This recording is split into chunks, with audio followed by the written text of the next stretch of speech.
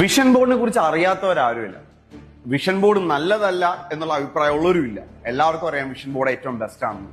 പക്ഷെ എന്നിട്ട് എന്തുകൊണ്ടാണ് എല്ലാവരും വിഷൻ ബോർഡ് അപ്ലൈ ചെയ്യാത്ത അല്ലെങ്കിൽ അതിലേക്ക് കടന്നു ചെല്ലാത്തതെന്ന് ചോദിച്ചു കഴിഞ്ഞാൽ പല ആൾക്കാർക്കും ഒരു മടി, അല്ലെങ്കിൽ ഒരു ഭയം, അതല്ലെങ്കിൽ ഒരു അപകർഷതാ ബോധമൊക്കെ ആയിരിക്കാം.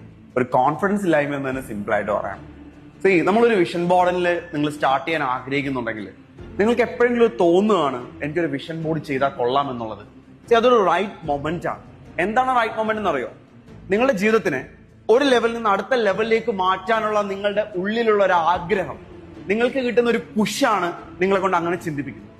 അങ്ങനെ ഒരു ചിന്ത നിങ്ങളിൽ ഉണ്ടായാൽ ഏതെങ്കിലും മൊമെന്റിൽ എവിടെയെങ്കിലും വെച്ച് നിങ്ങൾക്ക് അങ്ങനെ ഒരു സ്പാർക്ക് കണക്ട് ആയാൽ ഓർത്തോ മക്കളെ, this is the right moment.